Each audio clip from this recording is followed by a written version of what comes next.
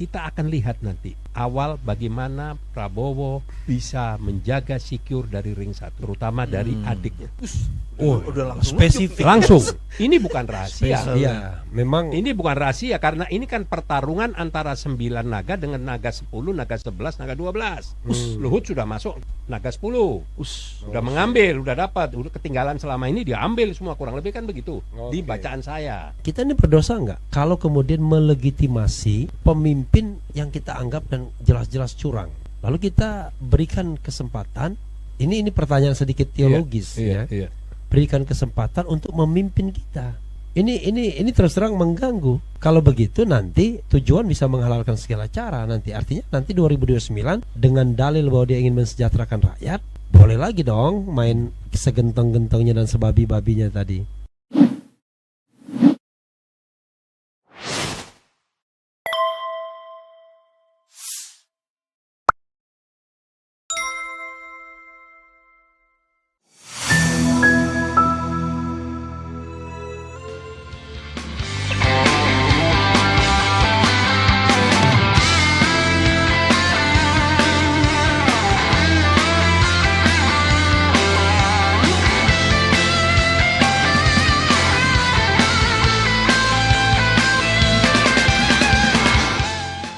Kalau saya sepakat dalam arti kata, jadi kita ini tidak anti lah ya, bukan kita ini cuma mau menginginkan siapa yang kita harapkan berhasil, kalau enggak semua jelek, tidak.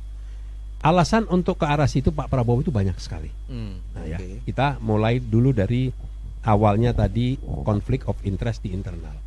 Itu sudah melebar, bahkan sudah bukan hanya cuman kapan saya jadi apa, tapi bahkan ada mau ngambil partai, ada mau ngambil lahan, mau ngambil ini di internal. Itu bukan berita, di banyak beredar di mana-mana. Nah, kita akan lihat nanti awal bagaimana Prabowo bisa menjaga secure dari ring 1-nya, terutama dari adiknya. Udah langsung Spesifik. Langsung. Ini bukan rahasia. Iya, memang Ini bukan rahasia karena ini kan pertarungan antara 9 naga dengan naga 10, naga 11, naga 12. Luhut sudah masuk naga 10. Sudah mengambil, udah dapat, udah ketinggalan selama ini dia ambil semua, kurang lebih kan begitu. Di bacaan saya. Nah, apakah nanti si Hasyim ini seorang, kan backgroundnya pengusaha. Itu naga keberapa? 11. 12-13 nanti ada parlemennya. karena begini menurut saya, kalau Mas BW dijadikan naga gak bisa. Begitu Nggak dia bisa. suruh mengelola uang triliunan, bingung dia mau Dia diapain. lapor malah. Iya. Ini kok ada uang triliun, ada apa? Lalu Dari dia siapa bilang, nih? dia bilang begini, kalau mau bikin podcast sampai kiamat nggak habis dana itu. Jadi kalau nantinya Prabowo bisa menjaga, mensterilkan dari ring 1-nya, bahwa saya sekarang bukan Prabowo yang kemarin. Saya harus membuktikan saya dari mulai tahun 98, nama saya hancur lebur, bahkan saya sempat melarikan diri ke luar negeri dan lain sebagainya, dan sampai hari ini saya dianggap melanggar HAM dan lain sebagainya. Saya akan buktikan bahwa saya punya jiwa patriot. Kedua, setelah itu bagaimana kita lihat susunan kabinetnya. Jadi kalau ini tidak kita kemukakan, tidak kita sampaikan, besok lusa orang rakyat ini nggak ngerti. Nah, ini yang ada Tapi di begini pikiran Sam, saya ini ada pemikiran yang saya mengganggu saya. Ya. Kalau kita yakin bahwa pemilu ini securang-curangnya dan gentong babi, pork barrelnya segentong-gentong dan sebabi-babinya, kan berarti hulunya kotor mengotor, ya kan? Betul. Apakah kemudian kita masih bisa berharap hilirnya itu bisa jadi jernih? Walaupun mesin penjernihnya barangkali buatan Israel. Gitu, ya. Iya. Itu satu soal. Soal yang kedua adalah, kita ini berdosa nggak kalau kemudian melegitimasi pemimpin yang kita anggap dan jelas-jelas curang, lalu kita berikan kesempatan. Ini pertanyaan sedikit teologis, Iya. berikan kesempatan untuk memimpin kita. Ini terus terang mengganggu. Kalau begitu nanti cara bisa menghalalkan tujuan bisa menghalalkan segala cara nanti. Artinya nanti 2029 dengan dalil bahwa dia ingin mensejahterakan rakyat, boleh lagi dong main segentong-gentongnya dan sebabi-babinya tadi. Gimana sih? Ya, gini. Berangkat dari pengalaman dan kegagalan. Ya. Prabowo itu saya menghitungnya 4 kali gagal. Dari mulai konvensi Golkar sampai 2009, 2014, 2019. Ya. Apakah hari ini keberhasilan ini akan dia-sia-siakan? Kalau kita tidak setuju atau kita menolak pemilu atau hasil presiden yang dihasilkan oleh pemilu kecurangan, hari ini realitanya yang akan diputuskan atau sudah diputuskan dia sebagai pemenang. Tapi kita akan mengawal, kita akan menjaga tatkala yang dilakukan dan pola pengelolaan kepemerintahannya model seperti yang 2000 dengan yang sekarang, ya barulah kita kembali lagi, kita sikapi, kita tolak dengan cara-cara yang begini karena kan tidak ada jalan lain. Karena ini kan coba bayangin, mana lebih mudah jatuhin Prabowo atau jatuhin Gibran? Lebih mudah jatuhin Prabowo, Gibran besok jadi presiden. Nah kalau ini kejadian bagaimana? Ini yang beredar pertanyaan demi pertanyaan di bawah itu kayak macam begitu.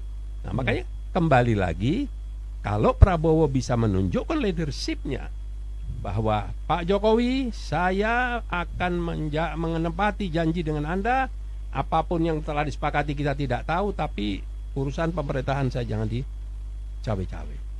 Nah, Iya, tapi begini, itu kan kita bicara tentang realitas politik. Kita tahu mayoritas orang biasanya selalu yang menang itu pasti banyak pengikutnya kan. Tapi maksudnya sikap diri kita pribadi. Kalau saya pribadi mengatakan seumur hidup dalam rentang waktu Prabowo dan Gibran berkuasa, ya saya akan terus seperti kata Mas B menjadi partner kritis di luar pemerintahan saja. Sepakat kalau itu.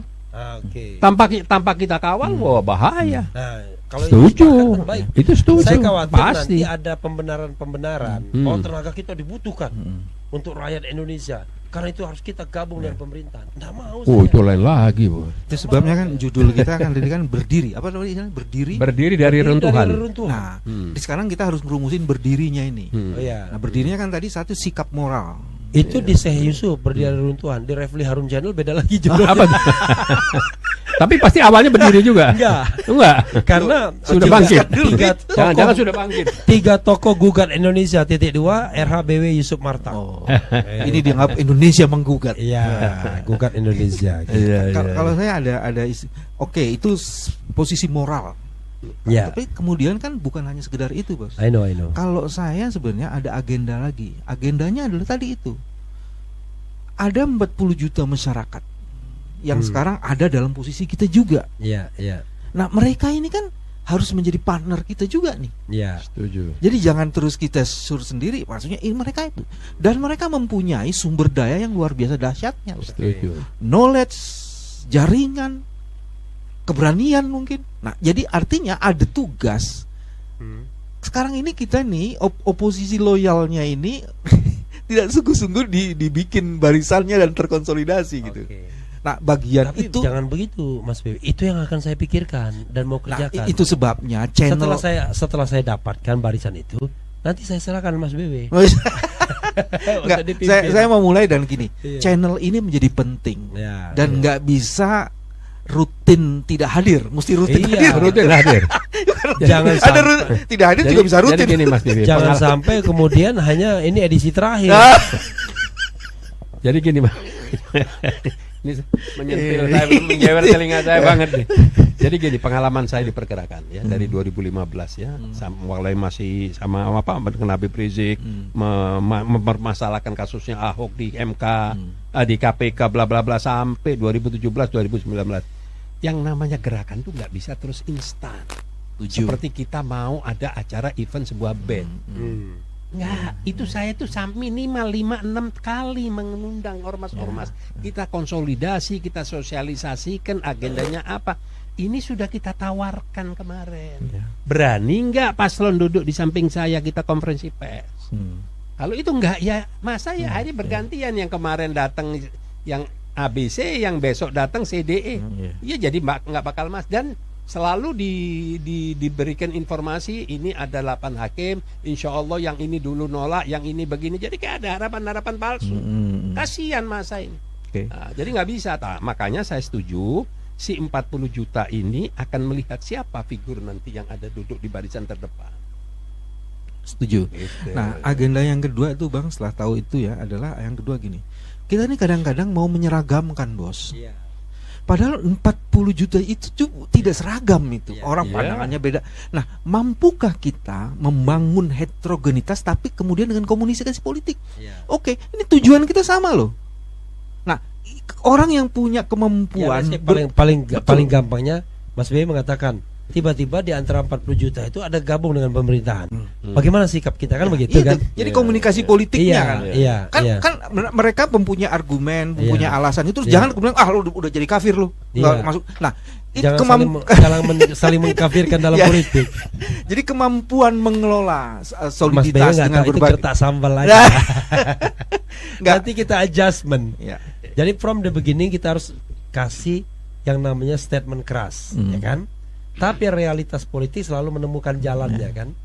Nah itulah yang kita adjustment nanti. Itu yang saya bilang dengan komunikasi politik itu. Iya. Cuman saya setuju sama Refli dalam satu orang-orang tertentu itu udah no point to return. Nah itu. No point to return. Karena dia menjadi tonggak gitu loh. Iya. Kalau kemudian tonggaknya ngoleng-ngoleng gitu, selesai. Betul. Let's say gini lah, paling gampang. Anies itu kartu mati, kartu bukan kartu mati. Tidak harga mati, bukan kartu mati. Harga mati tidak boleh gabung. Benar nggak, Mas BW? Ya kan? BW tidak boleh gabung, harga mati juga. Syekh Yusuf mau harga mati atau mau harga separuh? Refli Harun nggak boleh harga mati juga nggak apa-apa. Yang sudah cadas-cadas tuh harga mati. Harga mati. Jangan tiba-tiba pas pengumuman adalah melipir di pinggir.